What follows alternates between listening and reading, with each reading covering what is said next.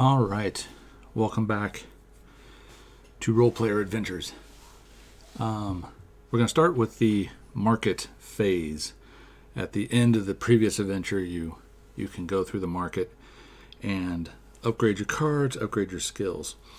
So we're going to do that. So what you do is you shuffle each of the skill, armor, trait, scroll, weapon cards. You draw the top card, flip it face up, and see what you want to buy. So they have a cost in the corner. This one costs 6 gold, but Dragonkin, it's actually 2 less. Whereas like this one is just straight up 5 gold. Alright, so, and this one, 8 minus strength, and I think that also means that it gets a discount for strength. You subtract your strength score. So the Crusader here would be able to subtract 3 from this 8. So this would only cost him 5, whereas the Dark Elf has no strength bonus, so it would be 8 for her. All right, so what do we have? We have Intimidate, which is 2 reds. Okay. Greedy. I was hoping to have my little camera here working, but for some reason it's being a baby about wanting to actually enable itself, so still no more dice tray action cam. A War Lance, that lets you flip a die over. Domesticate, now that's interesting, is that you can take any die and turn it to a 6? That would be pretty handy. Runic Necklace. Place any number of additional runic cards. These do not count against the play limit. You can re-roll a die, or you can flip a die over. Apparently a green die. That's pretty handy, especially where you can do 2 actions there. So I'm going to buy that one. Who gets that one? It doesn't have any discount, so it's just 6 gold. So we will, these are the metal coins. So that's 3, 4, 5, 6. Okay. I kind of want this Intimidate. I think I'll give this to her. Oh, that's armor. Does it matter how many armor? Well, she doesn't have any armor yet anyways, I don't think. She does. I don't know if there's limits. We'll have to look at that real quick. And I think he's going to take the Intimidate since he gets it for a discount. Plus it gives him a way to flip over a red die. So he only has to pay 5 for it. 1, 2, 3, 4, 5. So that's all my gold. So I don't have any gold to carry forward. So that's fine. Okay. All right. So we're going to put these guys back into the market. So this was a scroll.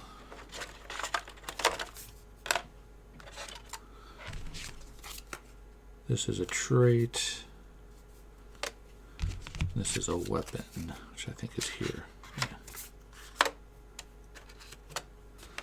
Okay. All right, so we spend some, you can also sell things in the market, and if you sell a card back, you simply get 2 gold back, regardless. Like that one's cost 8. You would only get 2 gold back for it anyways.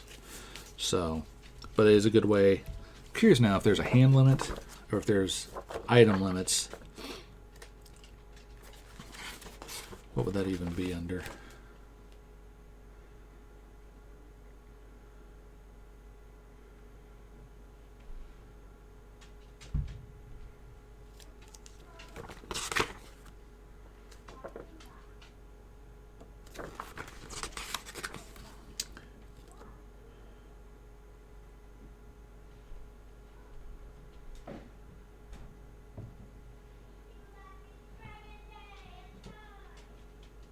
Trading.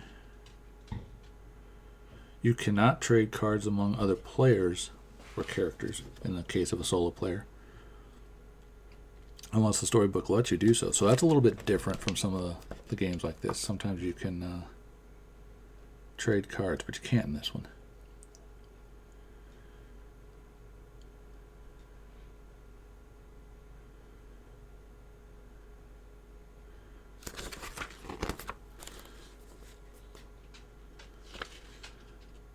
Certain card. I'm not seeing an obvious hand limit or card type limit, which seems a little odd. It seems like you would have, in Role Player, you did have, you would have, I think, 2 hands, 1 armor, you could have boots and rings, maybe 2 rings, stuff like that. This doesn't have that, at least not on the character cards. And I'm not seeing something obvious. Trying to find a section. I don't want to waste a whole lot of time here streaming. Looking for this.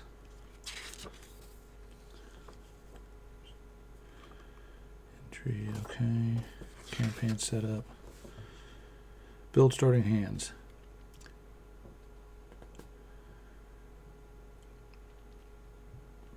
That's for importing characters, which might relate. Each player plays this story.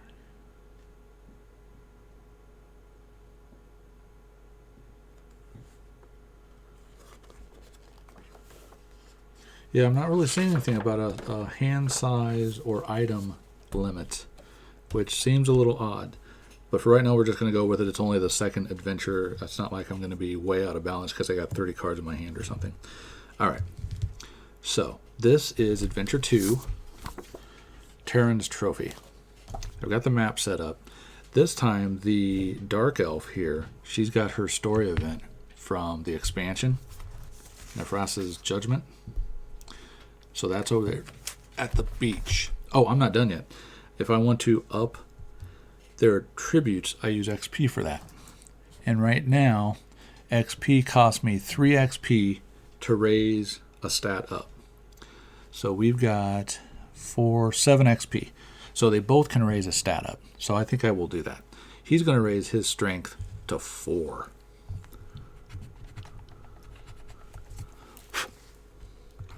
I should probably laminate a couple of these sheets if they'll fit in there. That way I can dry erase on them. So he's going to spend 3. And she's going to raise... They both have wisdom. They both have dex. He has no intelligence. She will raise her intelligence to 3. Okay. So there's 3 more experience. So they will get their little XP tokens here. He goes up to 4 on strength. She goes up to 4 on intelligence, or up to 3 on intelligence. Okay. And we've got 1 XP left, so we're going to put a 1 there. We're going to return this to the pool. The favor stays set. You keep your titles that you earn. I erased my keywords that I got last time, kind of. It turned out I skipped this entire massive book of encounters and skill checks. That's what happens when you flip these tokens over with the compass indicator on it. You look it up in the book and you do that. I did not do that, so it was kind of screwy on my part. So I apologize for that if that confused anybody. Hopefully I'll get the rules a little bit more straight. It's been a couple weeks since I played this, so I'm going to be reading the rules again. I was hoping to do this a little more consistently, but other games have distracted me this week, so the last couple of weeks. So, all right. I think I'll pull another one down. That way I can just have skills and combat right here. There we go. All right, so I think we are now ready to start.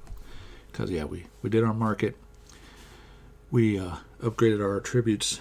We're ready to go. Let's go. Let's go. Place 1 XP. Yep, did that. There's an XP on each location.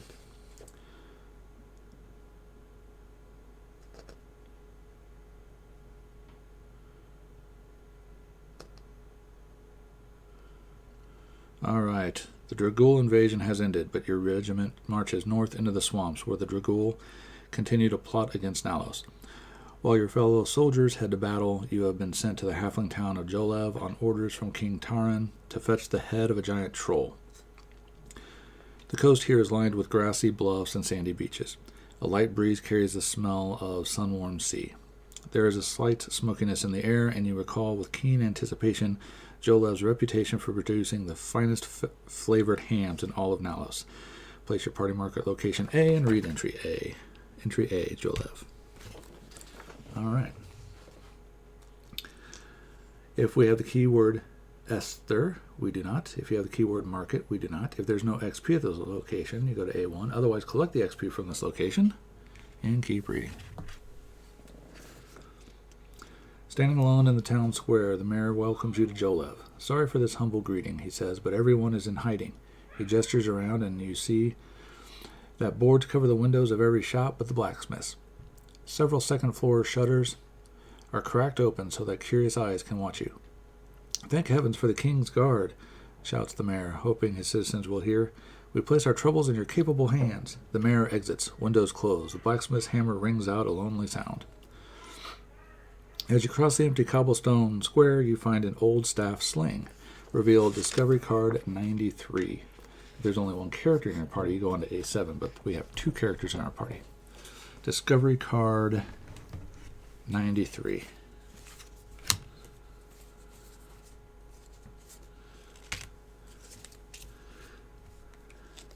I like that this map has a nice little open area for me to place cards in. Staff sling. All right. Okay. Continue reading here.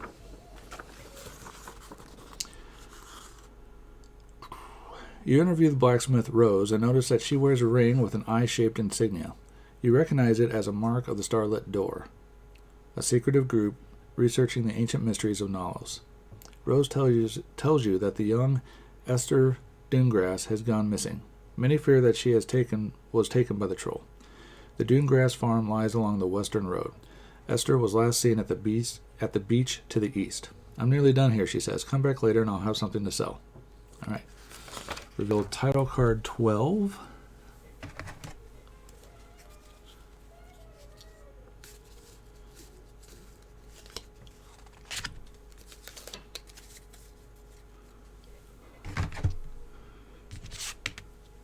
Smith's Hammer.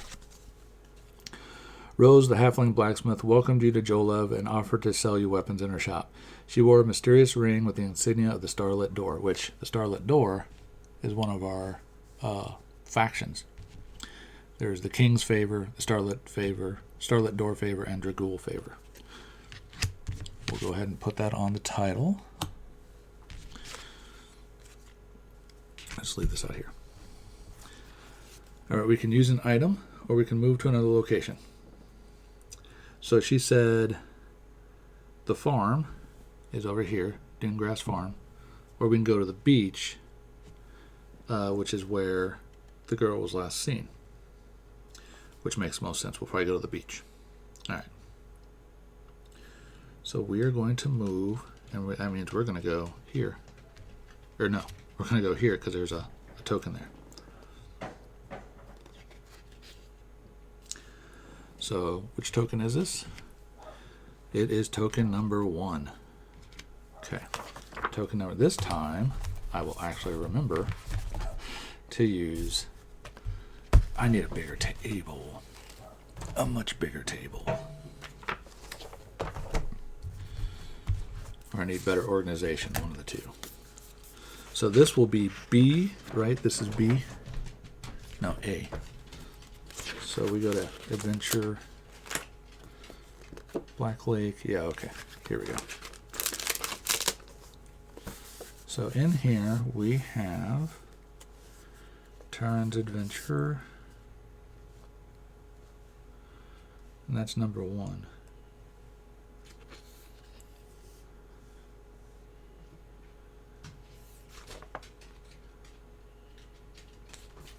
Yeah, 2, 1. Okay. You hear a horrible squeal and run to discover a pig lying in a ravine. It must have fallen and broken a leg. It writhes in pain and fear. The pig is pink with dark spots, one of which resembles a black swan. I cannot talk today. You cannot see the whole ravine clearly from where you stand because of a rocky overhang that obscures most of the ravine floor. You hear a rustling sound coming from beneath it. See if you can help the pig or investigate the overhang.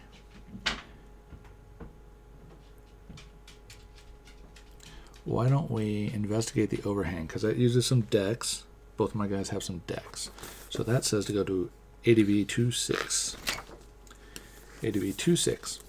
As you approach the overhang, you notice the pincer of a giant scorpion. It must have stung the pig as bait, hoping to catch a farmer in its trap. You duck behind a rock and wait. In time, the creature will need to sting its bait again. If you remain hidden, you can take the scorpion by surprise. Skill check, concealment 1. Alright, so now we get out a little skill book here. And it is concealment 1. Charm, concealment. Concealment 1. I apologize for my not great setup here. Anyways, concealment 1. So it's up here. Dice limit 4. We need a black on 3. We need, is that green, I guess? A green on 2, or you can have a black and green on 5. Black or green on 5. That's in here, I think. Yeah, so that's green. Okay. Alright, so the dice limit is 4. How do we figure out how many dice we get? Because she's got a bonus of 2. Oh, that's right. That was the other thing I think I was doing wrong. So it's like for each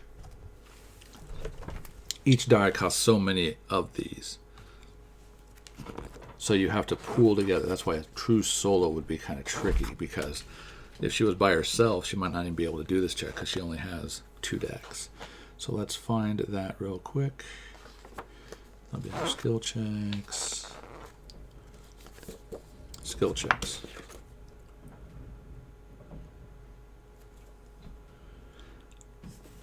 Yes, probably said right here. Spend stamina to add specific dice. Each dice costs stamina equal to player count from the attribute row of that color.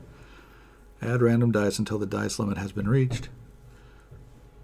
Roll the dice in the dice pool.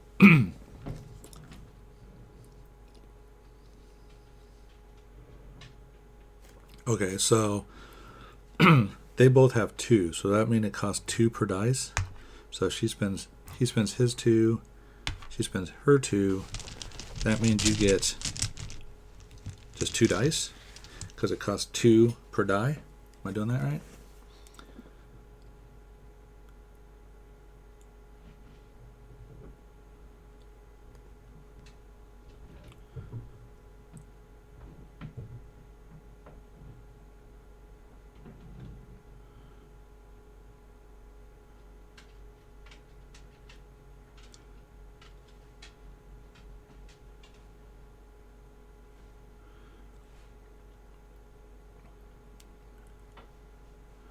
Review the skill book page to find the dice limit for this skill check. This is the number of dice that the players will add to the dice pool. Okay, so 4.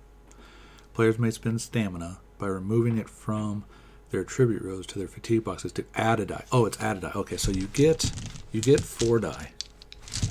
So I get 4 die just because it's 4.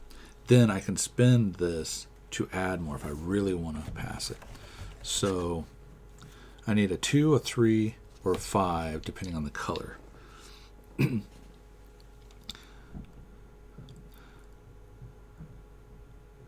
cost to add a die of a specific color is equal to the number of players. So yeah, so it's 2 stamina per die. So in a 4 player game, it would be 4 stamina per die.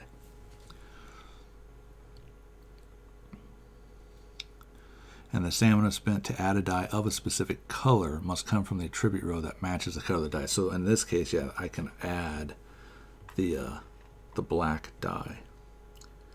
So, like, it wouldn't do any good to add charisma because that's not required on this check. I want black and green. So since I've got them, I think what we're going to do is we're going to hold back 1 from each since it's a pooled thing. And they're going to spend 2 to add a purple die, that way, or a black die. That way you have a guaranteed color that you need for that check. There. figured it out. Only took forever. I kind of feel like the rules aren't quite as clear on this one as the Role Player series, but maybe I'm just remembering after, watching videos and playing that game more. It seems like there's a lot of little details, kind of like the hand limit and stuff. There's no mention of it, so I don't know. All right, so here we go. We're rolling a total of 5 dice. Hopefully we've got some black. And we know we've got at least 1 black in there. We got 2 black. Okay. And we have no other colors we can use because we need green. So now here's where we have to figure out. Can you guys see that? No, you can't. So I rolled and I got 2 black 4s. Then I got these other colors, I can't use for this check because I need. I got to figure out how to make this stuff more visible.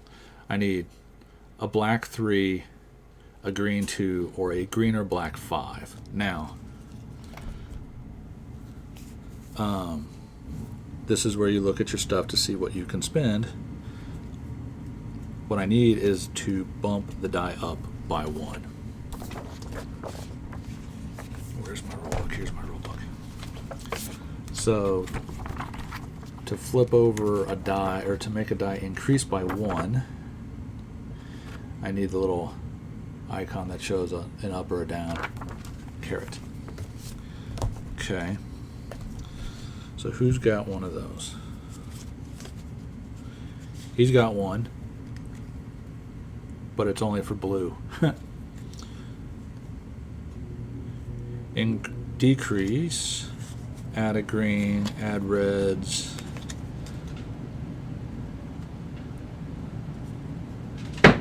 Okay, so he does not have anything to help. His power, reroll all white dice or reduce the amount of stamina added to your fatigue box. Okay. Now, she has a power, the sorceress.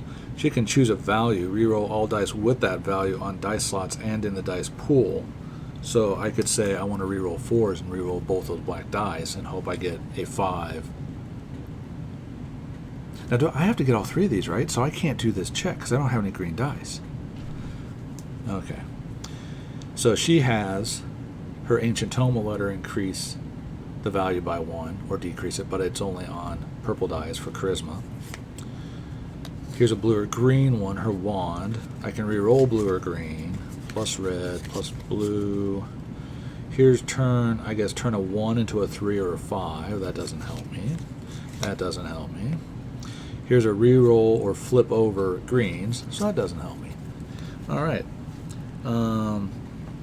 But first, before she wastes her power for the day to re-roll those, if I have to fill in all 3 of these, it doesn't matter because I literally don't have any greens. So I'm kind of hosed, I think.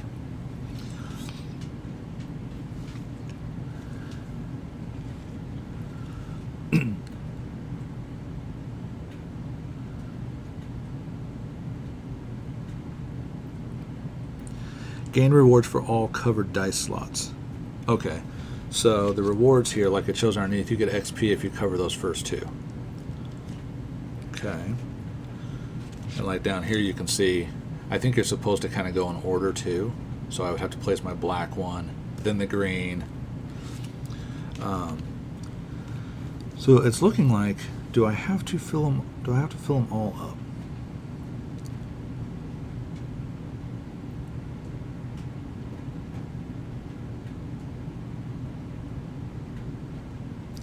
Oh, and when you were buying the die, like, that was intelligence, right? Or dex that they spend on. If neither of them had dex, they could spend from another, like he doesn't have intelligence. So let's say it was an intelligence check. He could spend some of his strength die, but then it's a 3-to-1 cost. So it would cost him 3 stamina to get 1 die. And, of course, that all pools together, so kind of complicated on that part a little bit.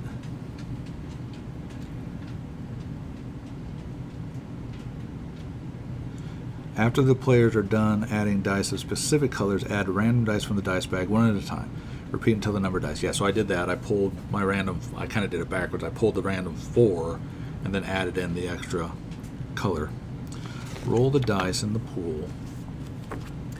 You manipulate them, which I had no way to manipulate them.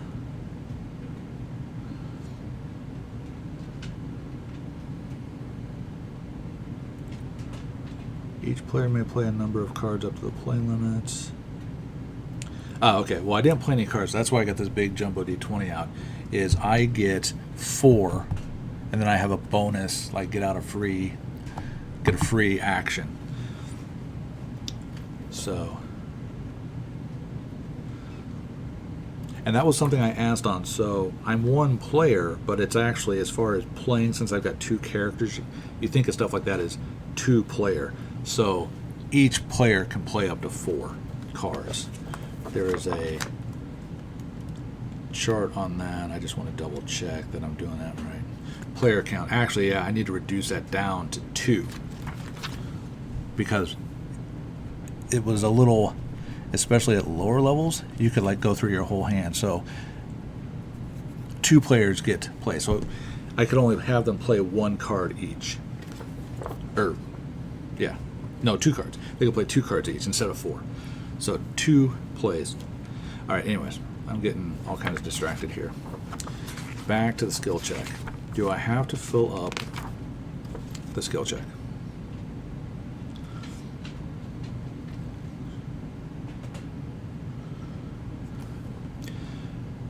No matter the outcome of the skill check, gain rewards for covered dice slots. Return all dice to the dice bag and all modifier cards modifier deck. Okay, here it is. If all dice slots on the skill book page are covered, the party has passed the skill check. Read the pass result and turn to the indicated entry. Fail. If any dice slots on the skill book check page are not covered, the party has failed. All right, so I'm not going to be able to fill those in because even if I do get lucky and re-roll these 2 and fill those in, I'm still going to fail the check, although I would get 1 XP. But I have to re-roll these 2 using my sorceress's power, and I would have to get a 3 and a 5. I don't think it's worth burning her power yet. You know what? Let's do it anyways. Who cares? Because you can rest to reset that. So she's going to burn her power. She's declaring 4 to re-roll. These are the only 4s. We're going to see if we can at least get a 3 so we can get an XP out of this. Nope. We got even worse. So I can't fill any of these cards, so it definitely fails. Alright, so where's our storybook? Our encounter book. So we fail. It discovers you and attacks. So we go to ADV 224. ADV 224. As you attempt to hide, your foot slides over loose stone and the sound startles the giant scorpion. It rushes from beneath the overhang with its massive pincers and stinger pointed directly at you. Combat, Venomous Giant Scorpion, 19. Okay. I didn't get to do these last time because I skipped that whole massive book. Okay. So we have a scorpion coming at us. So, combat. Find the indicated enemy in the enemy deck, which I believe is number 19. Definitely I need a side table. That's what I need. And I might be able to make this work a little bit better. I gotta figure out what to do with this camera. It's a nice camera. It's my Lumix G7. But and I got a super tall tripod, so it's almost to the ceiling. And as you can see, it's not pointing out. I actually got a 9mm fisheye lens for it, which can see everything, but it's not real great on sharpness. But I'm not sure, and I don't have the chat running, so if you guys are trying to chat to me, if there's anybody watching, I'm not seeing your chats. So just leave a question and I'll try to answer it somehow. This will be archived on YouTube later, so I can definitely answer questions there.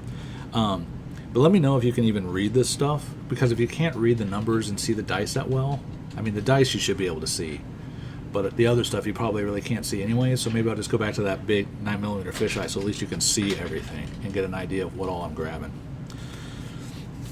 Anyways, here should be our giant scorpion. Let's see. Yes, giant scorpion. All right. Assigned indicated modifiers from the modifier deck. I don't think he's got any modifiers. Oh, yeah, he does. He does. Because it said he was... What was he? Venomous. Are these in alphabetical order? They are. Sweet. This game, I have to admit, it's organized really well. Out of the box, everything's in order. The cards are in order. It has the nice trays to keep everything in. Plus, they're labeled down in here so you know where everything goes. It's really nice. This, as big as this game is, it took 5 minutes to organize it. You know, not knowing anything about it. So that was really cool. A lot of games could definitely learn from that, because I've got games that I've literally spent a couple of days just opening and figuring out, what is this? Where can I put this? Does it fit here? Does it go there? Or, you know, a lot of them don't even have trays. So you just got a box full of mixed up cards. I bought several of those wooden box inserts for some of my other games to keep things organized. Anyways, after rolling the dice pool, return a black die from the dice pool to the bag for each 3 result rolled. Ugh. Okay, so I don't need my little skill book anymore, because we're doing combat. These all go back in the dice bag.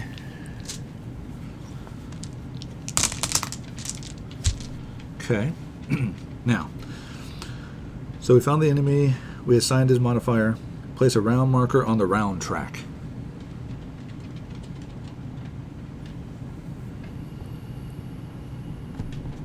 Round. Okay. Yep. All right. Now then.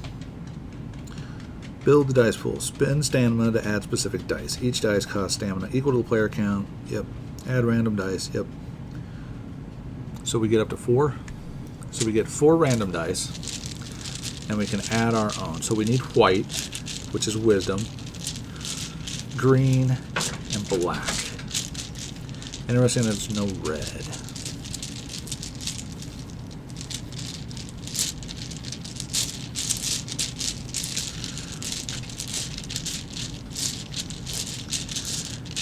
Do we want to spin for some white? Let's do that.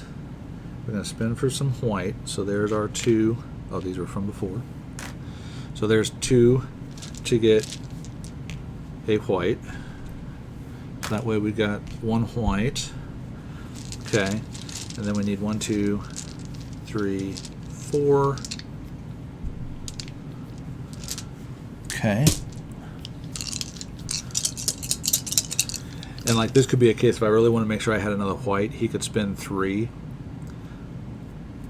of his strength to get another white. So I think we're going to go for this, and we'll see what we get. A lot of people like cruise through this, and I saw complaints that it was too easy, but I'm wondering if they're messing things up, because yeah, so far, unless I just got bad luck, you know, I'm not even passing basic skill checks. Alright, so we've got no greens again. I think you can convert dice colors. Let's see if you guys can see all these here. Alright, so the blue doesn't matter. The red doesn't matter. At least as far for right now. I do have the 2 whites. Hey, I do have a 5 white. That's good. Almost. I need that 4. That white needs to be a 6, and that black needs to be a 4. Okay, now I don't have a green.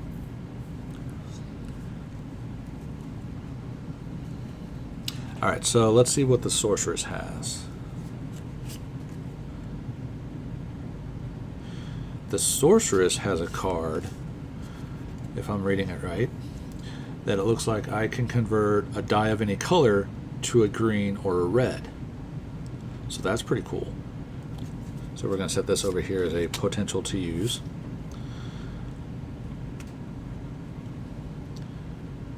She has an examine to turn a 1 into a 3 or a 5. That doesn't really help me. Add 2 blue, add a red, re-roll a blue or a green. Now she might be able to use that green once I convert something, because I'll probably have to convert one of these to the green, and then she could use this to re-roll it. Here's also a bump up or down 1 on a green. So that could also be useful. The purple's not going to matter. Okay, so she's got a couple choices. She actually has several choices. that might be able to pull off getting a green. So now the Crusader's power, I can reroll all white dice in the die pool. So he could reroll both of those, but I don't really want to reroll that one because it's already a 5. Or he can reduce his amount of fatigue. Okay, so I can change any 1 or 4 into a die of any color. So in theory, he could change this white into a black 4, but I'll have to see, like, do you re-roll that, or does it just become a black 4? Or does it become a black die that you have to roll? Obnoxious, he can turn a die of any color into purple or white, so that could be useful. I could turn one of those into a white die if I did convert that 4 into a black 4. Add a couple red, add a green, add a green. I wonder if you're supposed to add that during the... That won't make much sense to add that into, because you don't even know if you're going to get it. Decrease a red or white die by 1 or 2. So if that was... It's decrease, like if that was a 6. Tower shield, increase by 1 or decrease by 1 blue. Intimidate, flip over a red. Re-roll a red or a white. Okay. Well, let's go back to her first. So she can do up to 2 cards. She's already used her power. Alright, so she's going to convert... Did she have the... Yeah. She'll have to re-roll it. So first she's going to play Nimble, which lets her take a die of any color and turn it into a red or a green. So she is going to take the blue, and she's going to make that a green.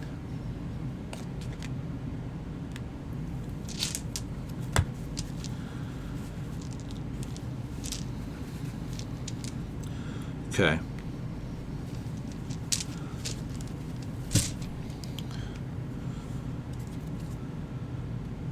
So now I've got a green, but it's not the right number.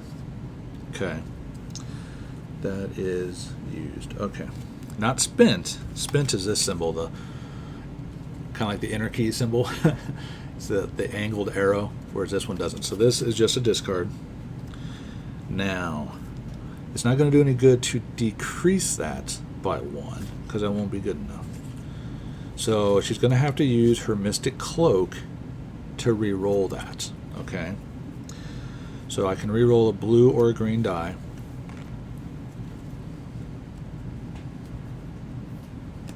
Okay. So we are going to re-roll that green, and we're trying to get a 1, which is going to be pretty tough. Nope. Oh. So, you know, she used that. Now she would be able to use that the wand to decrease it, except she just used her 2 turns. So that doesn't... That kind of sucks. Okay. Now, what did the Crusader have? We can reroll all the whites with this power. We don't want to do that because we already have at least 1 out there. He can turn any color to white. You can turn a 1 or a 4 to any color.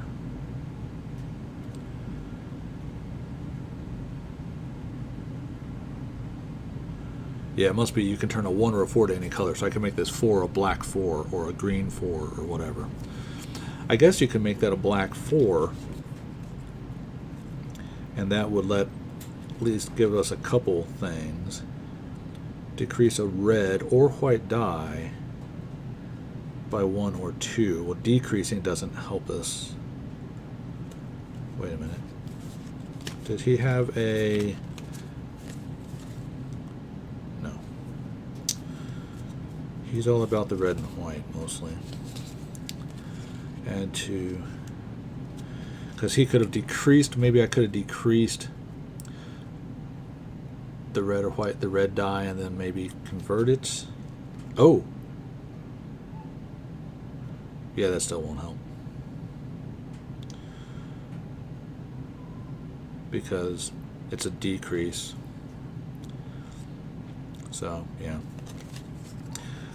His tower shield, up or down on blue, flip over a red, reroll a red or a white. Let's reroll a white. He could use this to at least reroll the white, and much like the other one, see if we can at least get a 6 out of it. I doubt it, but let's go for it. Nope. So I made that worse, but it wasn't going anywhere anyways. That is going into the discard.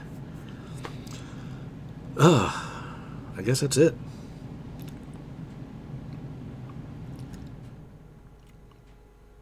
Okay.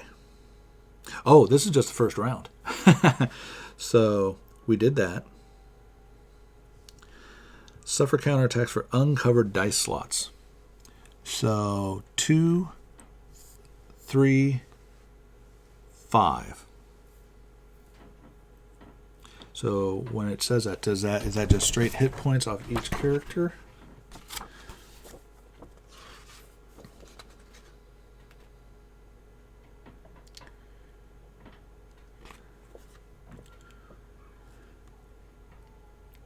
See counterattack icons on page 21.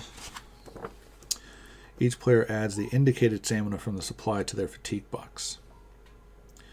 Okay. So altogether, they get, what did I say? 6 stamina to their fatigue box. These larger cubes, see, are 3 apiece. So 6. I almost wish that they were either significantly larger or like a different color. Like maybe they should have made these red, or maybe a different shape, like a star shape or something. A little bit hard in the big. I guess you could separate them out. You could have a little separate tray, I guess, maybe, to keep the little ones in. Anyways, so they have taken 6 damage. They've got 16 hit points. That's something you can do. Instead of increasing your stamina, you can also increase their hit points during the market phase. Okay. Apply round track effect and advance the round marker. Okay, so this first time, nothing happened. So the second one here, we're going to have a bonus damage coming our way. So I guess we do this again. Okay. All right. Return remaining dice from the dice pool. Start a new round. We already moved our round tracker. Okay. So now do we still pull 4 dice, or do we only pull 3 since we've got 1 die covered?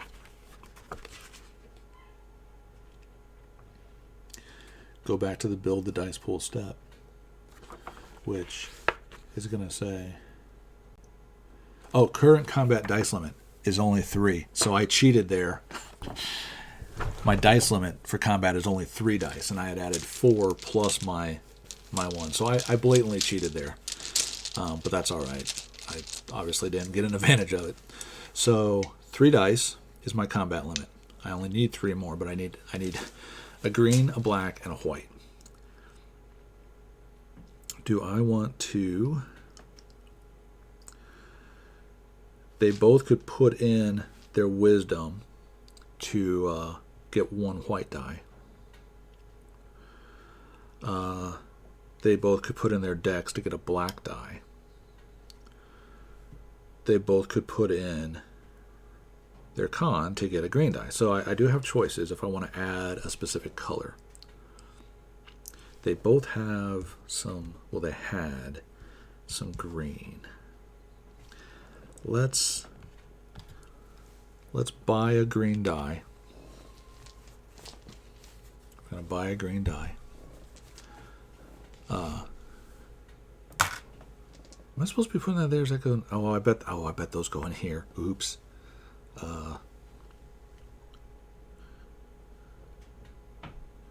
Spend stamina. So when you spend that stamina, does it go in the fatigue, I assume? Because I'm doing that wrong, if so.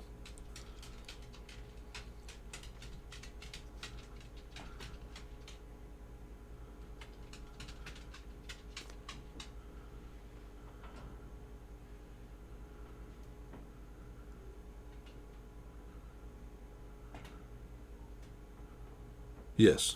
Oops. All right, so let's take she had spent 1 and 1 for the green. And then I did the white, so they got that too.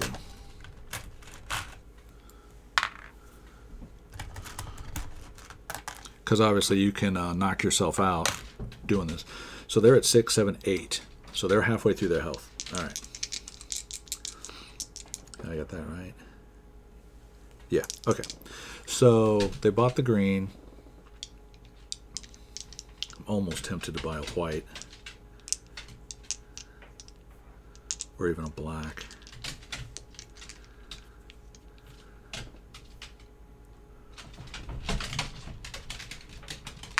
Let's add a black. Okay. Now can we go above the dice limit? I think so.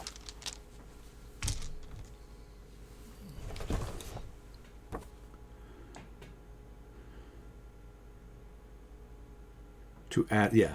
So it's review the party journal to find the party's current combat dice limit. This is the number of dice that the players will add to the dice pool. Okay. The players may spend stamina, find the dice in the bag multiple times as long as they do not exceed the dice limit. Okay, so I can only buy up to 3 dice on the combat dice limit. So then how many dice do I add? Maybe I did do it right.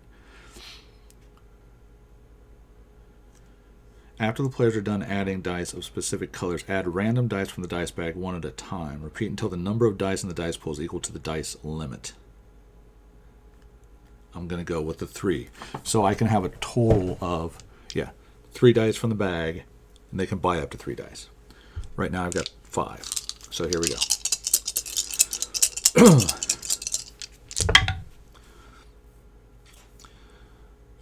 Okay, well, we got a red and a purple 1. We got a white 5. We might be able to do something with that. We got a black 2, and we got a green 5. Okay. So let's reset. Let's see, what can she do? She can turn up or down, green or blue. Up or down, add. I can turn a 1 to a 3 or a 5. It's not going to help. I can re-roll or flip a green. What's on the other side of a 5? Is it a 1? No, it's a 2. But I think I know what she's going to do. She is going to spin this to flip this green over to the 2. Okay. That's a discard. And then she's going to use her wand to decrease that by 1. And this has the little symbol in the corner, which means it's a spent card, so it's gone. It doesn't get recovered when I rest. But we can put that there. And that's her turn. She's done because she spent her 2 cards. All right. Skraska, the Crusader. It's down to you. Does he have an increase white? Decrease red or white by 1 or 2. Decrease, increase blue, flip over a red. Skraska, you're letting me down here.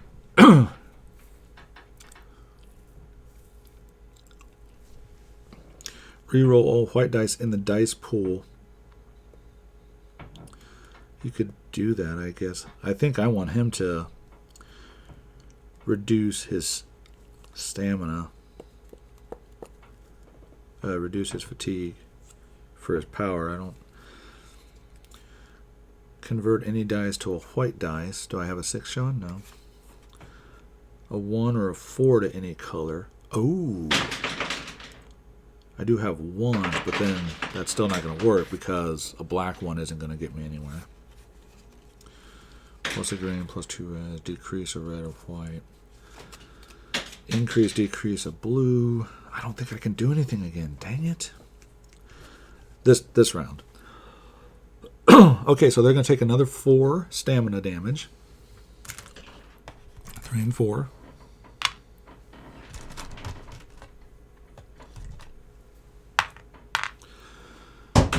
And they take another one there. for that.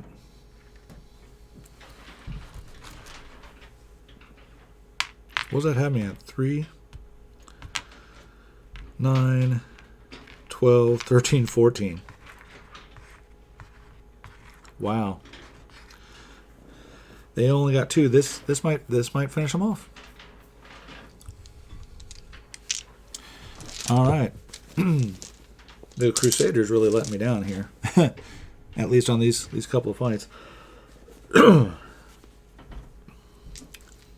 Oh. They do gain an experience. Did I pick up the experience last time for that? I did not. So we'll add that. Okay. So, round 3, final round. So, are we going to buy any dice? No, we're just going to go for it. 3 dice. Because I've been buying dice and it hasn't really been helping them any. I guess I did buy that green. I could buy a green, or I could buy a white. That's about all I can do right now. Let's go ahead and buy a white. So that goes there. That goes there. That gets them a white. Then we get 1, 2, 3, 4 dice trying to get a black and a white. Oh. I forgot about this. After rolling the dice pool, return a black die from the dice pool to the bag for each 3 result rolled. Oops. Well. There's no 3s. Now we've got 2 white 5s, a blue 4, and a black 4. We got the black 4. Yes. And doesn't he have a increase white? It was decrease, wasn't it? Decrease a red by 1 or 2. Increase, decrease, blue. What does she have left over? Not much. She can turn a 1 into a 3 or a 5. Okay, well. Again, they can't do anything. He could re-roll all his white dice, but he's going to use his power for that. She's already used her power. So, at least this time they only take 1 stamina each. So that takes them up to 15. They are nearly dead after this encounter. Oh, wait. They are dead. Takes an extra 3 each. The scorpion did them in.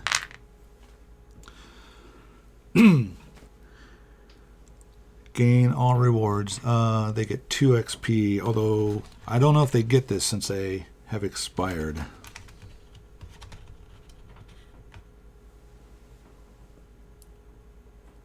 I'm not sure if they get this since they expired. Let's find out. When the amount of stamina in a player's fatigue box is equal to their current health, they immediately become exhausted. Any more stamina that would be added to their fatigue box is ignored until they are revived. Okay, so you can knock a couple points out there because they just go to 16. Exhausted players cannot play cards, use abilities, or spend stamina, right? However, exhausted players can still offer input when the party has to make decisions. That's good, so you don't have to just sit there like a bump on the log because you're dead. You can still offer strategy and help. That's good. There are 3 ways to remove stamina from the fatigue boxes of exhausted players. Certain choice indicators in the storybook will offer the party the option to rest, which removes some stamina from all players' fatigue boxes. Certain action indicators in the storybook will instruct the party to remove some stamina from 1 or more players' fatigue boxes. Certain cards and class abilities will allow the party to remove some stamina from 1 or more players' fatigue boxes. When the amount of stamina in an exhausted player's fatigue box is once again less than their current health, they are revived. If the entire party is ever exhausted at the same time, we are, the storybook will instruct the players to mark the next box on the death track and record the corresponding death entry in the tome encounter. In the tome of encounters. Alright, so we are dead. So we're going to mark off there by the skull. And we are going to read Death Entry 1.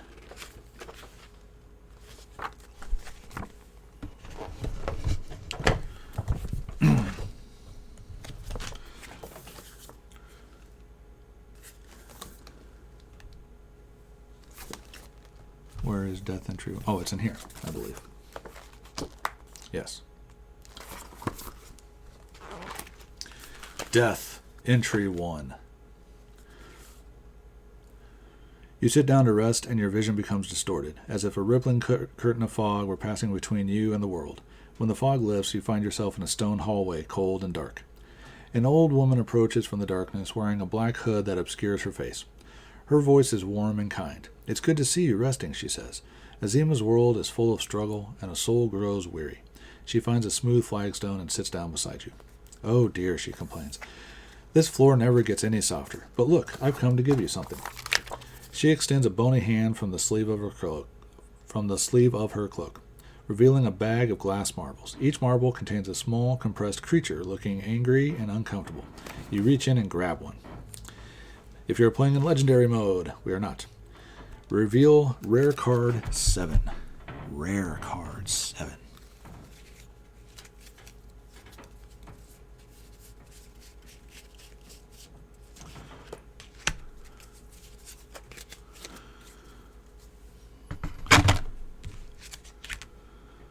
Fiend of Confinement. Record the keyword passage.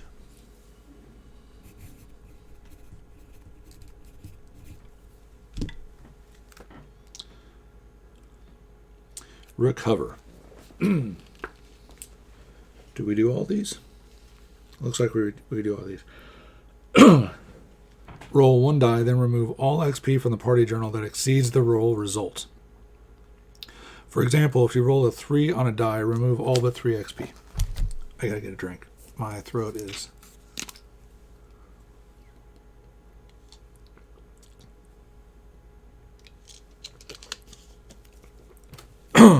Okay. Roll 1 die, then remove all XP from the party journal that exceeds the roll result. Okay. I've only got 3 XP in there.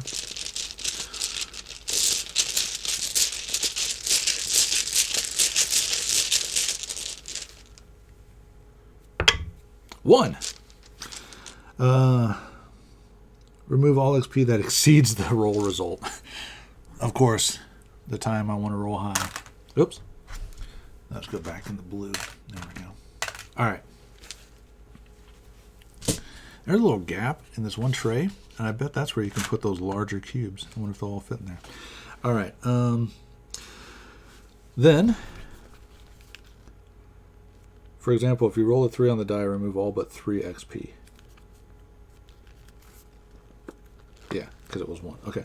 Each player, roll 1 die, then remove all stamina from your fatigue box that exceeds the roll. For example, if you roll a 5 on the die, remove all but 5 stamina. Okay. Dark Elf. Crusader.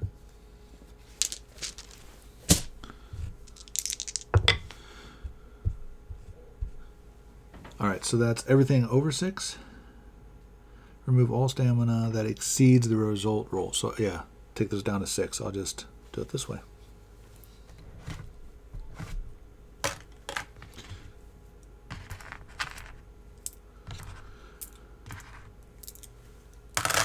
And she is everything but 3, which is nice. Okay.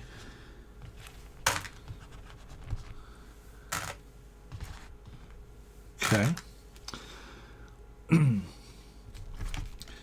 Remove all bonus play tokens from your fatigue box and return them to the party journal.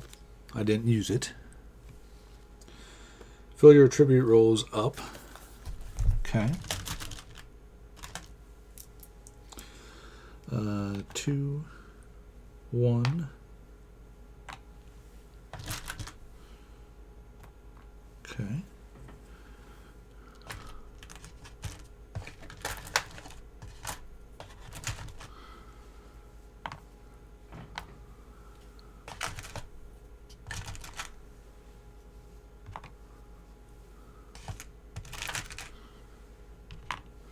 All right. Attributes are topped back off.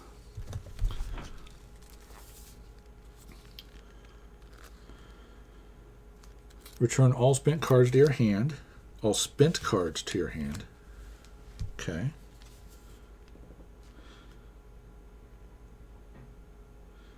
Flip your class ability card face up. If you've just completed an encounter, move to the next location on your path. If your party marker is already at a location on the adventure map. Okay. So, I guess that means we completed the scorpion.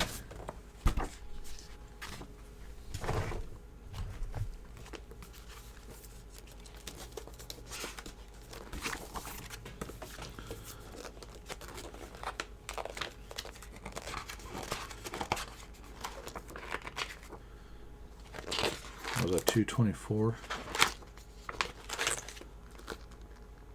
Yeah. You're stung, but you escape. ADV 218. The giant scorpion stings you and drives you off, but your attacks have distracted the creature long enough for the pig to recover from the scorpion's venom. While you were fighting for its life and your own, the pig struggled to its feet again and ran off into the hill. If your entire party is exhausted, mark the death trap and read the corresponding entry in the Tome of Encounters, so we can rest or move to the next location in our path. All right, so we are going to rest because she's down on her hands, and although we are recovered now, really, I mean, she's used several cards out of her hand, but he hasn't. So I think we're going to continue, actually. So I'm going to put this one away, this little... Just these, yeah. So we were going to the beach, but first we're going to go to this ancient chapel.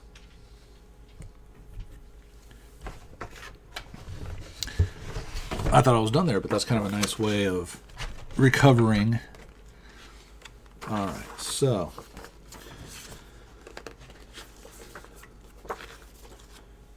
B1. Ancient Chapel. Well, actually, B, Ancient Chapel. If you have the keyword Discover, no. If there's no XP at this location, there is. Otherwise, collect it and continue reading. I really don't need this. When it was 4 per, I was like, oh, well. That's my dog, Blue. He's barking.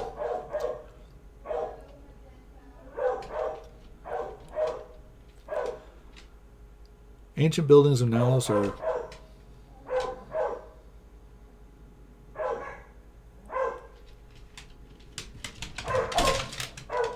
They'll eventually go outside.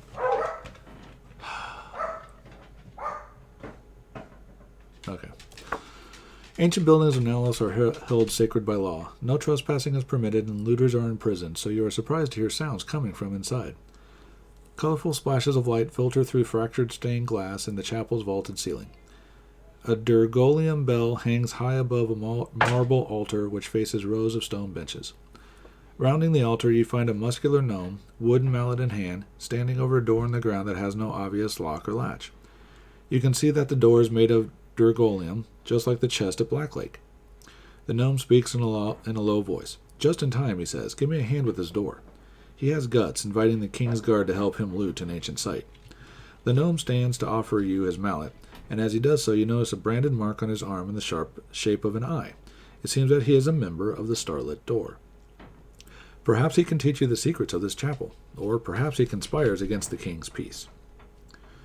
So we can arrest the gnome for trespassing, or we can offer to help him open the door. Now, the blacksmith back here in Jolev also is part of that Starlit Door faction. So I'm actually kind of inclined to help him. Backstory-wise, the Crusader, his story is that he specifically hired on with the King's Guard in order to be able to earn money and travel the world to find rare ingredients for medicine for his very sick child. So he would probably want to stick with the King's favor, with the King's Guard. The Dark Elf, her backstory, oh yeah, she's the chosen one, you know. She's Neo and all that stuff. So She doesn't necessarily care about factions. Plus, she wants to go to the beach. She has this drive to go to the beach. I think we are going to go ahead and offer to help him open the door because I like dungeon delving and stuff compared to just arresting him. So we're going to go to B3. The gnome smiles and hands you his mallet. I knew it. Adventurers after my own heart. Gimlix is my name. So we move this up 1. The starlit door of favor. We move that up by 1. And where did I go? There I am. He bows in a traditional gnomish greeting and steps aside. You bring the mallet down with great force upon the door, which rings out with a lovely tone. As the sound echoes around the chapel, you hear a faint resonance from the bell above. Hear that, says Gimlix. Bell and door both made of dragolium. The secret of one must lie in the other. If any player has the gray matter object card, otherwise B8. I don't think we have that. Gray matter. I haven't decided if I'm going to sleeve these or not. I've got all the other game, Role Player and its 2 expansions. They're all sleeved. But these linen cards feel really nice. But they also don't shuffle that well. I'm used to sleeved cards for doing this style of shuffling, you know. So I'll probably sleeve them eventually. This game, too, I can see, much like Role Player, I can see actually playing it a lot and actually needing the sleeves to protect the cards. So, most likely I will sleeve it. Alright. So, no, I don't have that card. So we go to B8. B8. Gimlix takes the mallet back and adds it to his pack with a sigh. Sadly, no one knows how to make dragolium anymore, he says. The closest thing we have is elvish silver, but even the elves can only produce crude imitations of work like this. Gimlix stands and shoulders his pack. I have an appointment to keep in Undercity. I leave this mystery to you. If you do solve it, look us up. You can tell anyone in my order that you know Gimlix as a friend. He shows you the branded mark on his arm once again. The eye watches over us all, he says cryptically, then bids you farewell. Reveal title card 7.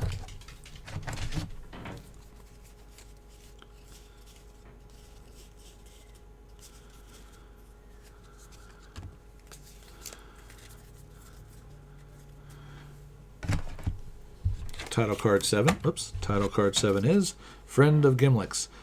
At an ancient site in Jolev, you discovered a gnomish member of the Starlit Door.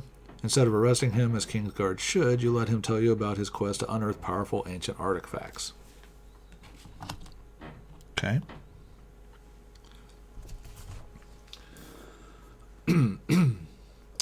I can use an item, I can rest, I can move to another location. We're going to go ahead and move to another location. Heading towards the beach. La la la la la la la. We're at the beach. Not at the beach yet, because we ran into encounter 4.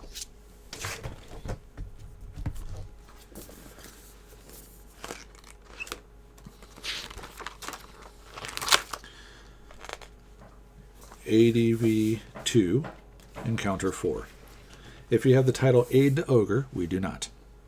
As you turn the bend in the road, you are confronted by... Oh, if we would have helped him, remember in Black Lake, there was the option to help him instead of taking him out. That probably would have given us that. But we do not have that. As you turn the bend in the road, you are confronted by a gang of local halflings. Oops, I bumped that. It was on 1. As you turn the bend in the road, you are confronted by a gang of local halflings, armed with short swords and pitchforks. You there, they call. What business have you here? Their leader, a plump, gray-haired woman, tells you that a human stranger stole a pig from her farm, one that had a black spot in the shape of a swan. Hey, we just ran into that. With giant trolls and pig thieves on the loose, we decided to patrol the countryside, looking for anything unusual. And you look very unusual indeed. These halflings are spoiling for a fight. Mob rule of this sort is strictly forbidden by law. We can tell them that you are Kingsguard here on an important mission, which uses con and charisma. I've got 1 each in con, or only 1 in charisma.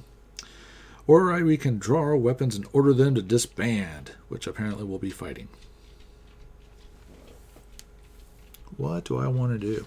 I wish I could tell them that, hey, I know where your pig is. Back there by the farm. I saved him from a scorpion. Well, kind of. A scorpion nearly killed us. but it was enough to get the pig to go away. We're going to tell them that we are the King's Guard, because we are.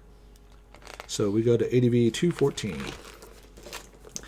They don't seem receptive to your claim initially. King's Guard? Here? We haven't seen a member of the King's anything in well over a year. These halflings will not be easy to convince. If your King's favor is 1 or higher, each player adds 1 stamina to any attribute row from the supply, ignoring the usual limit. Nice. Well, 1 stamina to any attribute row. And I know that we've got Con and Charisma coming. I'm going to give him a Charisma there to help out on that. And I will give her an extra Charisma. Skill check. Speechcraft 1. Okay. Here we go. Charm. Concealment. Looks like they are also in alphabetical order.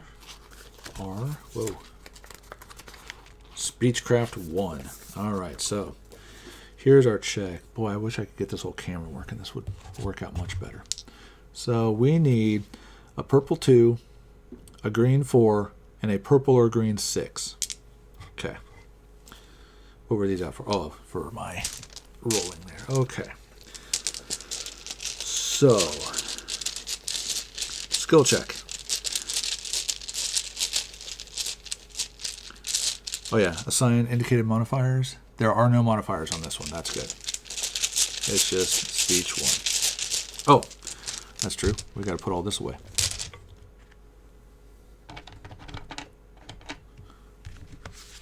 Real quick.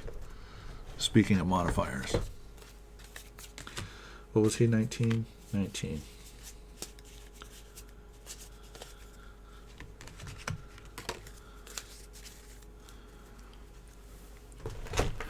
You know what this is making me want to play? This is making me want to play Jaws of the Lion. The starter version of Gloomhaven.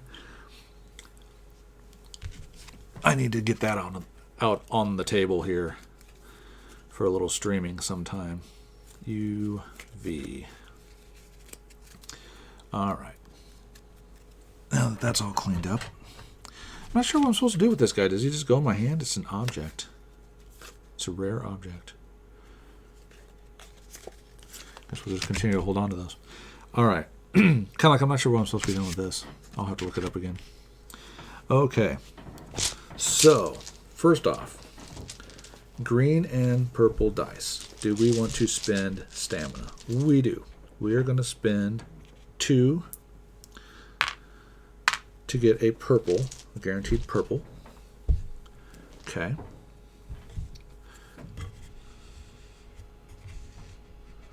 Move that over there and see a little bit more of the dice rolls and stuff. All right. We might as well spend con and get a guaranteed green, since we know we need those 2. And then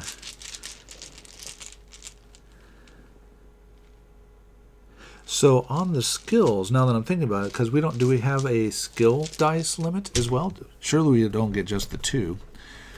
Let's make sure I'm doing this right.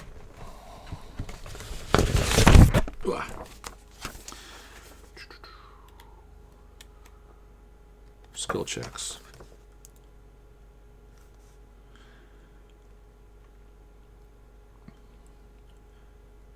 Review the skill book. Oh, that's right. Yeah, it's the 3.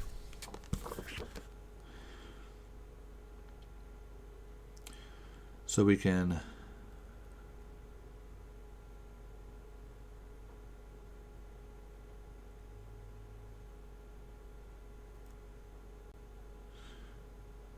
add random dice from the dice bag, 1 at a time. Repeat until the number of dice in the dice pool is equal to the dice limit. Alright, so 3. Or dice limit says 4. 1, 2, 3, 4.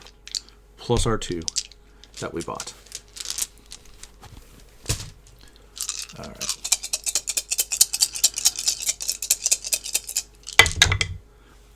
Ooh, boy, we got a bunch of purple there.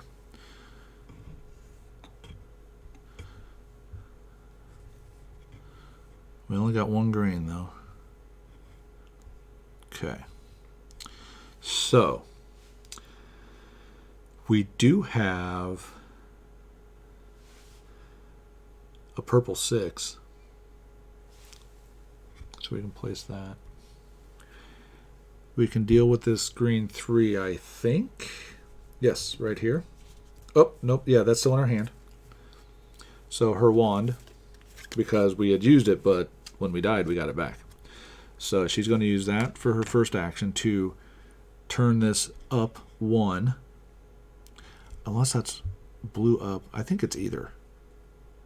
It would seem awful restrictive if it was increase a blue or decrease a green. So that'll be a 4. Excuse me. Okay. And that is now spent.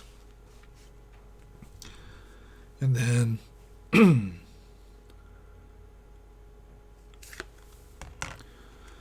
her ancient tome.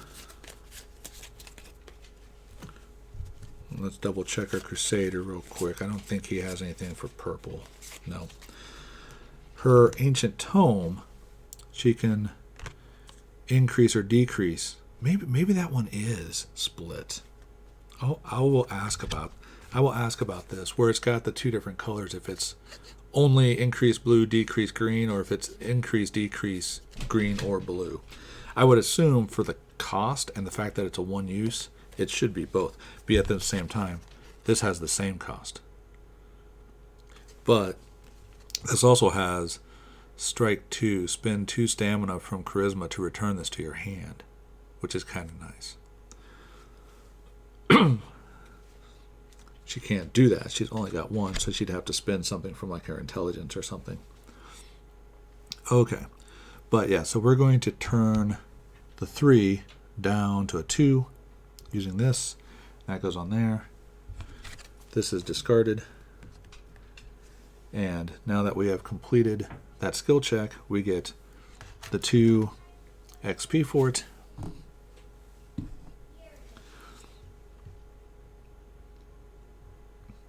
In fact, while I'm thinking about it, we are going to take a picture of that card so I can ask, just to make sure.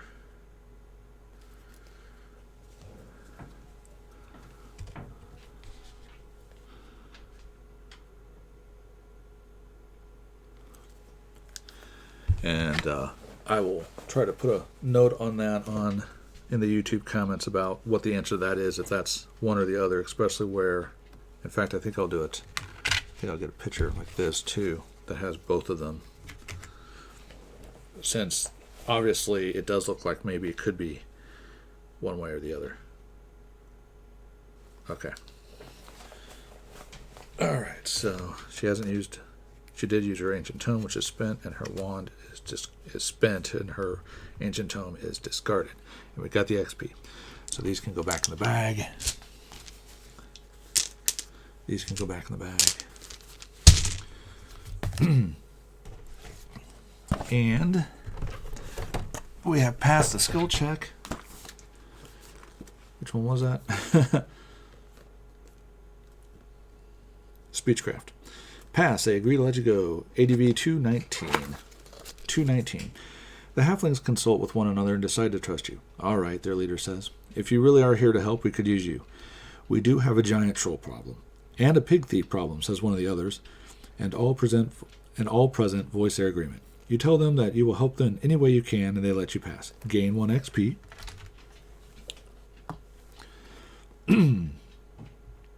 Now we can rest or move to the next location. The next location is the beach. And we're at 5, 6, 7, 8. Or he could use his power now to, at the end of this round of combat. So you can only do that in combat. Okay. All right, so what was that, 19? We're going to go ahead and move to the next location.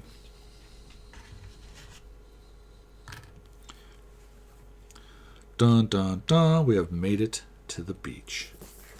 Okay. There's a lot of books, kind of swapping around between books a lot. Normally you have one person reading the encounters, one person reading the adventure. You kind of rotate it around. I have a feeling this would be a really fun multiplayer game with 4 or 5 people playing. Everybody take turns reading, and especially how some people like to get into doing the voices and better reading and better acting. I think it could be a lot of fun in a group situation. But I'm a pretty dedicated solo board gamer now. All right. So we are going to see the beach. We do not have lost, bruise, or blood as a keyword. We will collect the XP from the location. A small fire burns on the beach, but there is no one in sight. You find no sign of the giant troll and no sign of Esther, the missing dune grass girl. Suddenly you hear rough voices belting on a ballad of the Dragul invasion. Following the song to its source, you uncover 2 stinking drunk halflings lying in the damp sand beneath an overturned rowboat. They must be fishers by trade, for they smell equally of drink and of the sea. "Hey, don't you know there's a troll about?" one yells at you. Then he whispers, "You ought to be less conspicuous," at which both halflings burst out laughing. They seem to be enjoying themselves, but they are also vulnerable here. It isn't safe to be intoxicated when Dragul stalk the beach. As King's Guard, you have some duty to intervene, but then again, the beach appears empty. What's the harm in letting them have their fun? So our choices are: we can challenge them to a drinking contest, which takes strength and constitution. Now we're out of constitution, but we do have a lot of strength. We can sing them a song, wisdom and charisma. We do have our wisdom, and 1 point of charisma left. The beach is not safe. Help them get home, dex and charisma. We do have our dex, and we do have a point of charisma. Oh, what should I do?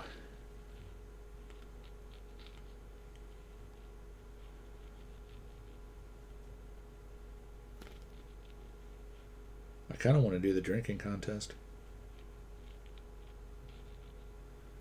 Let's do the drinking contest. C3. C3. The halfling men readily accept your challenge and present you with more bottles, pulled from secret flaps and pockets than you could have imagined they possessed. "We drink standing," calls one, loudly enough that you worry his words have carried many miles down the beach. "And the last one on their feet is the loser." He's silent for a moment, barely keeping his feet. "Winner," he corrects himself. "Last on their feet is as hardy as the immortal knight himself. Bottoms up now." Skill check, endurance 1.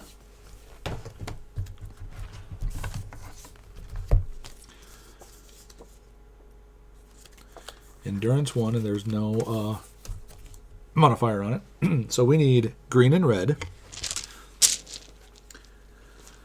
Green and red. He's at 6, 7, 8. But he's going to spend 2 to get a red. And we can't spend any green. He's going to spend his other 2 to get a second red. Now see, this is what I'm wondering, like, is this when I could add this card and I would get 2 red for free? Doesn't she have one that's greens? No. Maybe he does. I'm assuming not. Yeah, see, there's protection. So those are scrolls. Let's look real quick, because if he could spend those, especially that green, plus that helps you not spend so much stamina.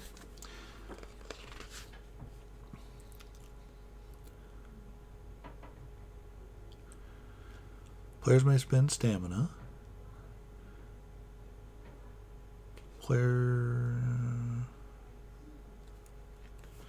Is that only to modify? And if this is a modification, what is it? I can add the green after the roll? After I build the dice pool and do the roll?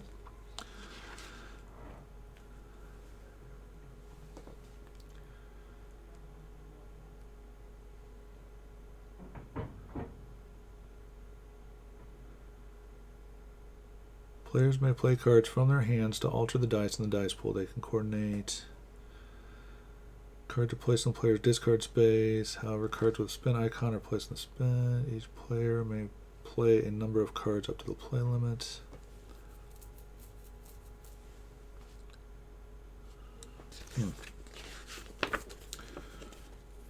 Some cards allow players to add more dice beyond the limit. Okay, so that must be what that means, is I can use this after I roll. I can add dice in. That's what I'm going to go with for right now.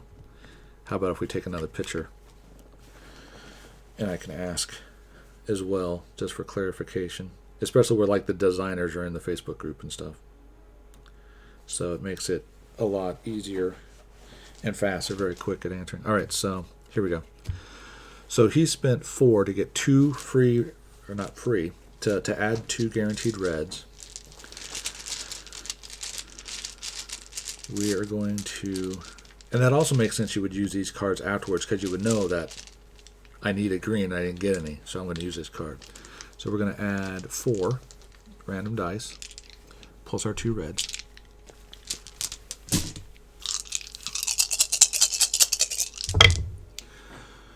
There's a... Okay, and then we got a purple, and we got 2 blue 3s. All right, so... and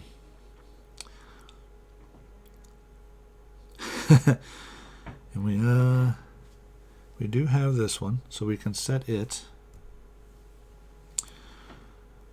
All right, so the green, we need a 2, and the other red needs to be a 2. So I really don't need more. I can flip. He's got a card that lets him flip red. What's on the other side? A 1. Might be useful. Decrease a red or white die by 1 or 2. It's decrease. Who has not increase?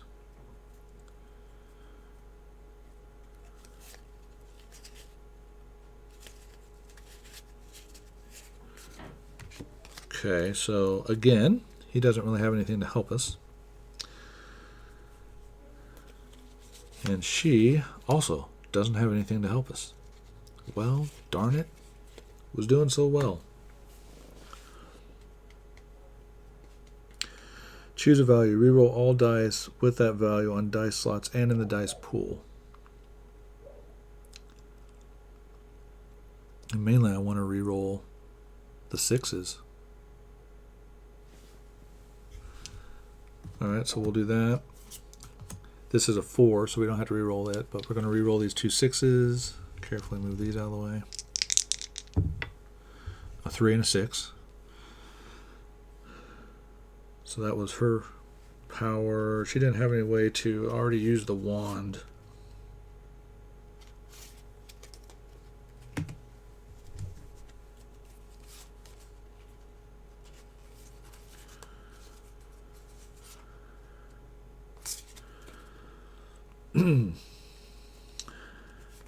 About the only thing they could do is she's used 1 action, so she's got 1 left. She could add a red die. He could add a green and a red die.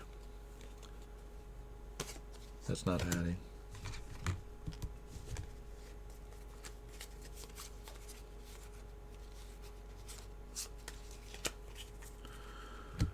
I just mixed these up, didn't I? I don't know who had what. But that's alright, because we're going to do this. And we'll do this. So that'll be adding a green and a red die. Okay.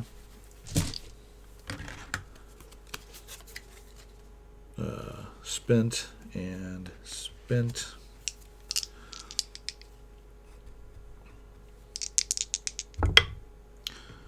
Yes. Okay, so there's a 2. Okay. And then this 3. I don't have any way to turn that down, though, unfortunately.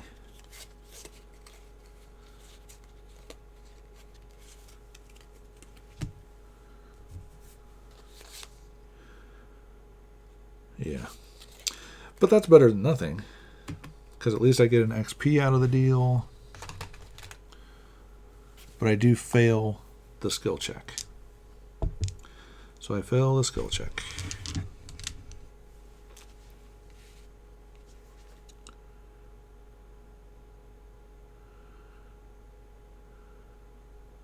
Spend bonus play tokens to play more cards. If you go above your 2, activate player's class abilities, place dice on dice slots. Gain the rewards for all cover dice slots, return all the dice, return all the cards. Oh, from discard spaces to hand spaces. Oops.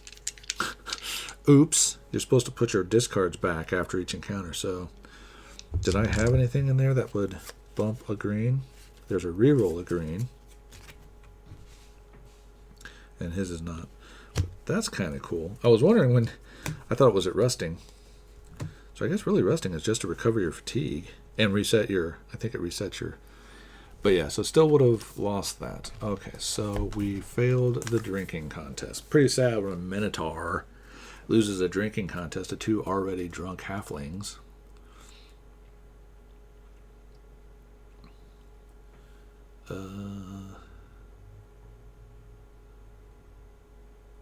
Did I bump this? No, it's over here. Okay. You are outmatched. C7. The halflings stand over you and have a good laugh. The king's guard can't keep their feet, they say. Better call King Taran to round them up. Your head spins and you worry that you might be sick. Seeing your dismay, the halflings change their tone. Aw, cheer up, one says, and he hands you a map. Look, this will get you to Longtooth Island, he tells you. We were out there today and saw shiny things floating in the air. Take our boat if you like.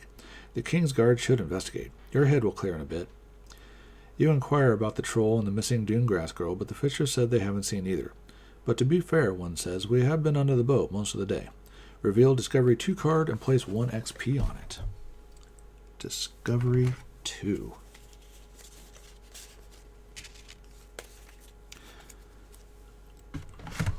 I'm going to go ahead and I guess put these over here until I figure out what to do with it. Ah. 4. Yeah, so it goes up here. There, I guess. Yeah, there it goes. And place an XP on it because it's now a location. I like how they do that. That's kind of neat. That way the maps change. Use an item rest, move to another location. But I want to do this first. So does that count as a location, I guess?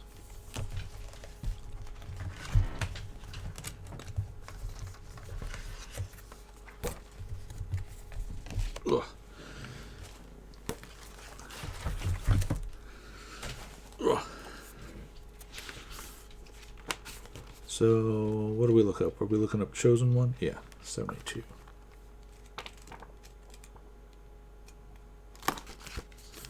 The Chosen One. All right. Down the beach, you spy a pair of faithful Vargar chanting the blessing of the sea goddess. Some local fishermen must have hired them in hopes of securing a better catch this season. You were present at many such blessings in your youth, and you remember this ritual well, but you notice something amiss with the Vargar's work. You aren't bothered by their howling, but you are concerned by their misplaced accents and use of the improper dialect for this chant. Help them get the ritual right. Teach them about the prophecy behind the blessing. Ooh.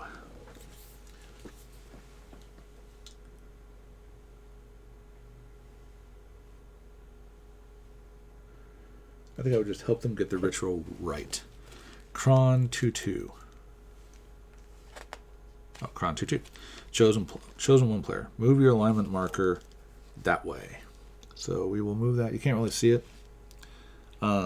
Actually, I can pick it up here because it's separate. So she has her constitution mark or her alignment, and it says to move it 1 this way. So we just go boom. So now she is lawful neutral.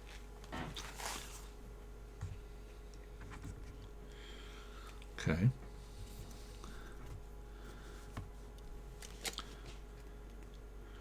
You chant the next verse with them a few times until their voices are synchronized, their accents are well placed, and the language matches the blessing's intent. They seem grateful for your help, and you get a sense that this will be a good year for fishing in Jolef. Now I can use an item, rest, or move to another location.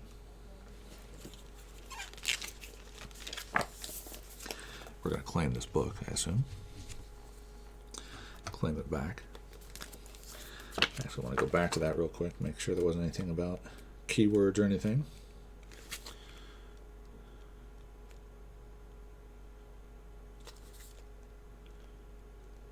Oh, okay. That's fine. Yep, that's it.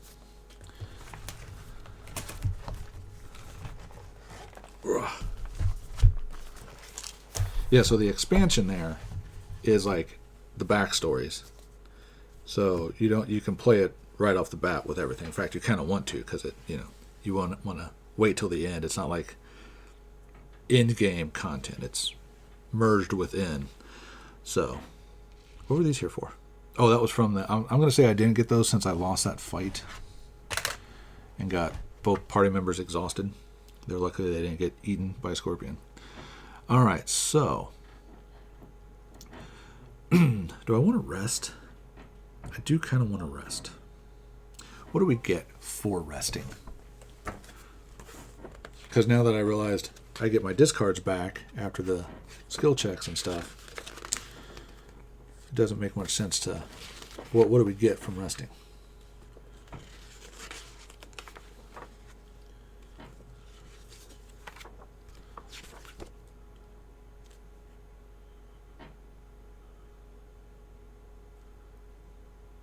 Resting, page 11.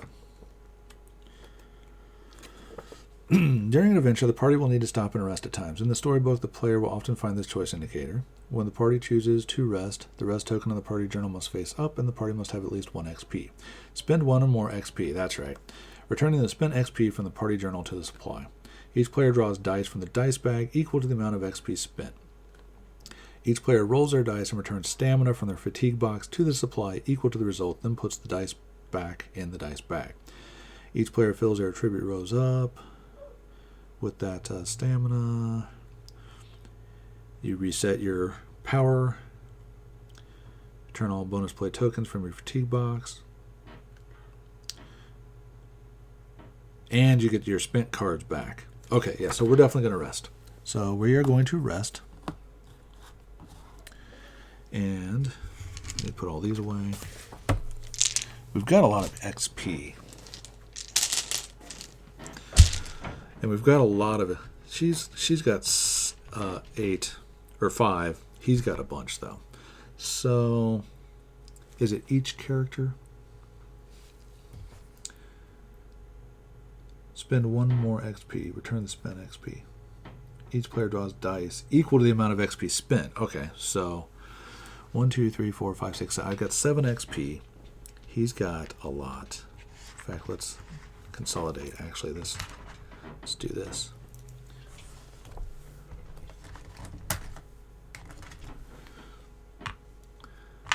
Because he's got 3, 6, 9, 12 damage. We're going to spend 6. 1, 2, 3, 4, 5, 6. That's quite a bit. But I don't want him getting blasted here. Alright, so then you draw a dice from the dice bag equal to the amount of XP. So 1, 2, 3, 4, 5, 6. I'm assuming the colors don't matter. Each player rolls their dice and returns stamina from the fatigue box to the supply equal to the result, then puts the dice back into the dice bag. I could probably have 12. I probably could have done a little less, but that's all right. So this is for our Crusader who's beat up the most. So we have 10, 19, 20. So he can return it all. So that's good. And he gets to top everything back off. 1, 2, 3, 4, 1. Okay. Now she's going to roll hers, but she should also more than heal up. So 12, 17, 18. Both rolled 20. Interesting. But now, does she only get to replace 5? She's only down 1. So it doesn't matter. There we go. Cool. All right. So they're both fully rested. I was going to say healed, but it's stamina. They get their spent cards back, which is good, especially for the sorceress. The sorceress gets to flip her power back over. Okay, so that's ready to rock. What else?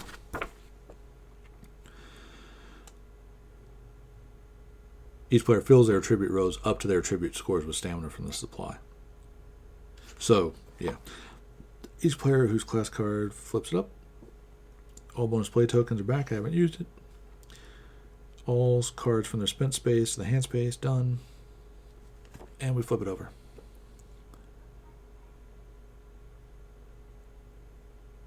Okay. Then we go back to the storybook. And it was... well, actually, it was, move to another location or use an item. But we are going to go out here to Longtooth Island, which is E. Now, I wonder if well, I guess we'll find out, because if I can still move, then we can work our way back to D.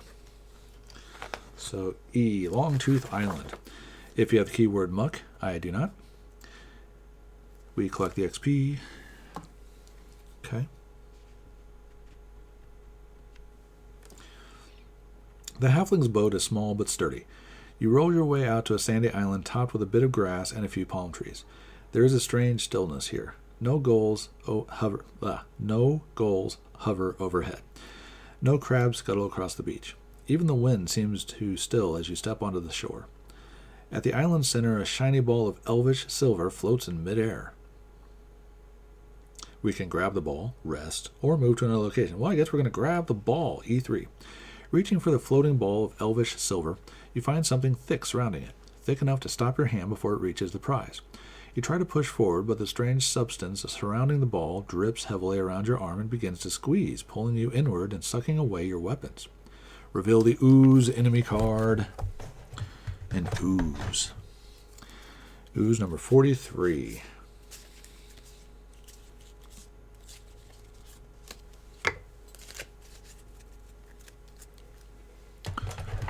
Okay. It does not have any modifiers.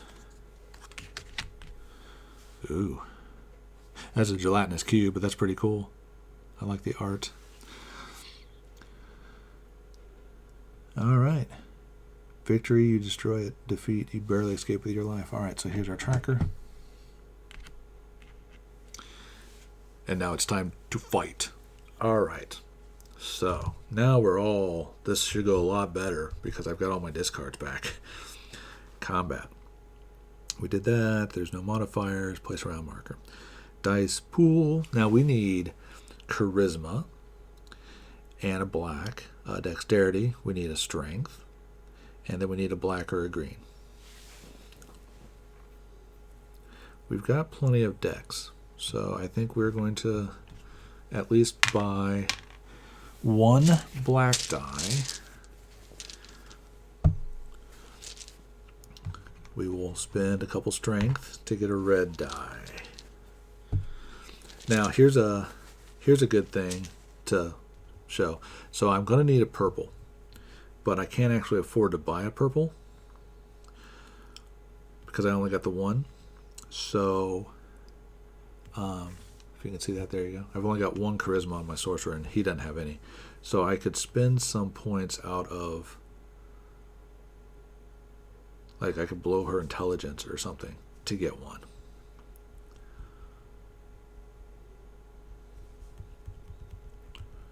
Or we could hope that we draw one. I'm also trying to decide, do I want to throw in another black or another green, or do I want to just hope that I get the, because I'm only going to have 5 currently, because my combat dice limit is, or no, I can still, I gotta look that up again. Was it the combat dice limit also applies to the monster, or I get it's 4?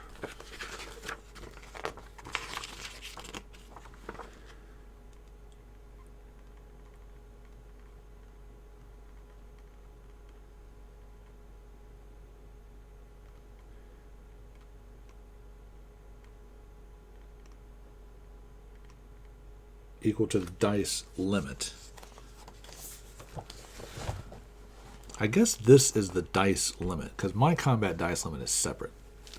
This is this combat, so I get 4.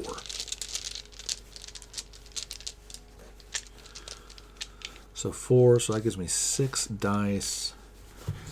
I need black, purple. The purple's going to be expensive to add. I could add another red.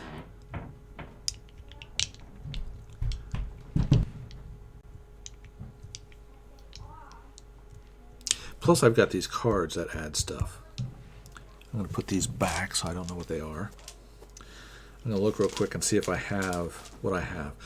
So he's got add a green, add 2 red, flip over the red, convert anything. There's a convert anything to a purple. Okay. What else does she have? She has add a red, modify a purple. Ironically, that's it. So so he's got to get a purple out of any color. She has a modify a purple by 1. I think we're just going to go and see what we get. So I got 1, 2, 3, 4. 4 randoms plus my 2 selected. Boy, I definitely need another table. I need a bigger table is what I need. I need a fancy gaming table with the, the inset down below, like a gaming table with the cup holders and the USB charging ports, and spin more than a car on. Okay, here we go. Well, there's a purple 1 even. Perfect. There's a black 3. There's 2 reds. There's a green or a blue. All right. So, what do we have here?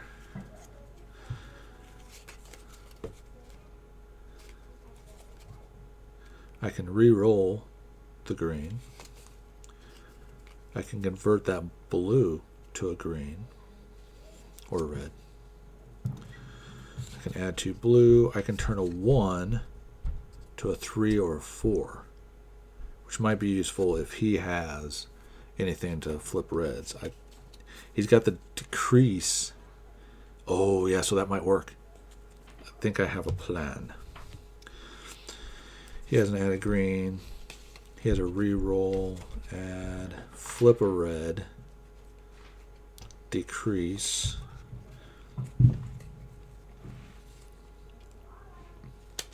What I need is an increase. See, here's a increase, decrease blue. Do I have a convert a blue to green?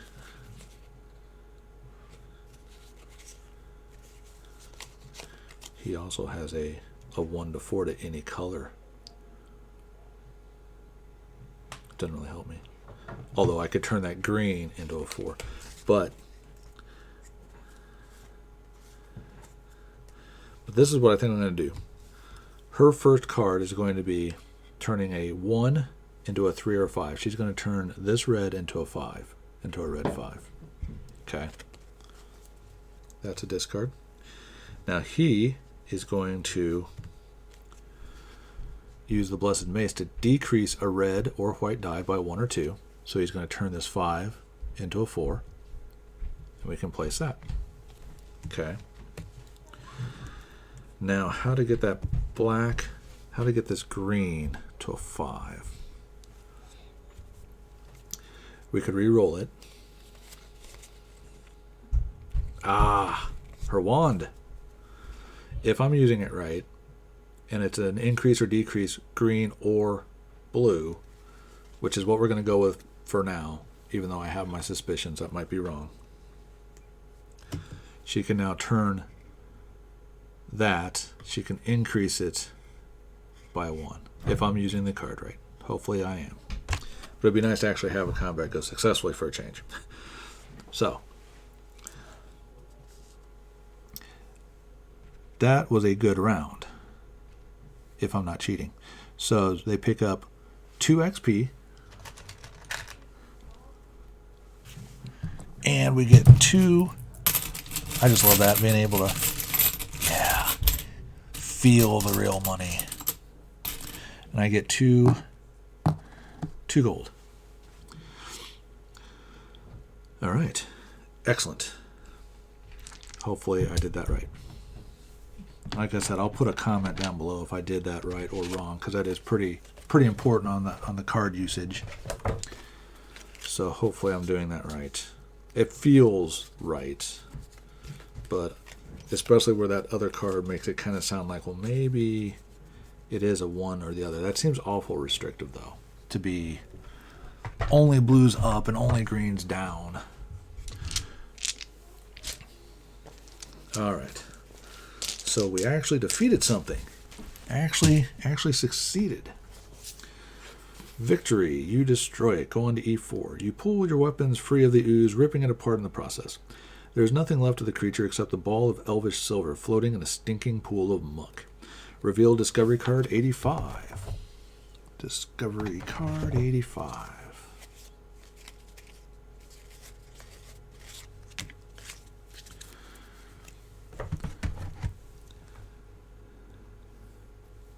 Record the keyword muck. Okay. Return any cards under the ooze to their owner's hands. Huh? Did I miss something about the ooze? What am I doing wrong there?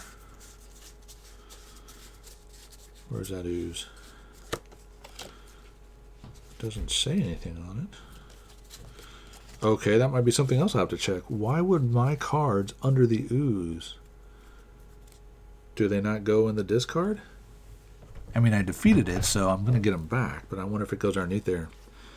I will check on that. That's interesting. Return any... Take a picture of that, too, to remind me.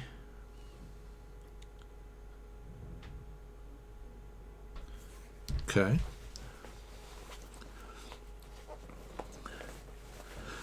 Each player place 1 weapon card from your hand. Oh, I didn't even read it. Okay. Each player place 1 weapon card from your hand or spent space under the ooze. So, in theory, I might not have gotten to use my wand. Oops. Okay. Use an item, rest, move to another location. That's it. As far as what goes on the island. Oh, what did we reveal? The ball of elvish silver. All right. Whatever that does for us.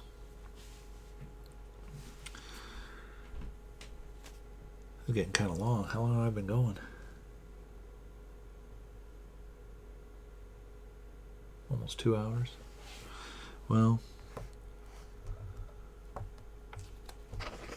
I think, what time is it? Let's see what time it is.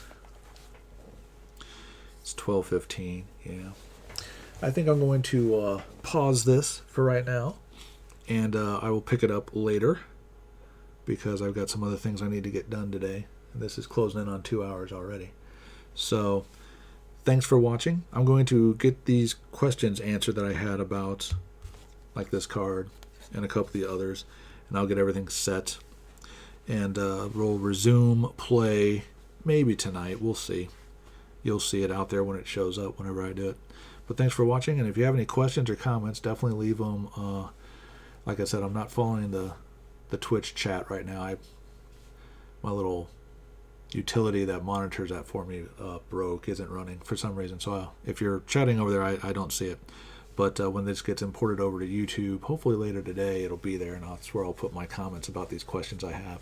And you can definitely leave any comments or questions there. Thank you very much for watching, and I will catch you next time.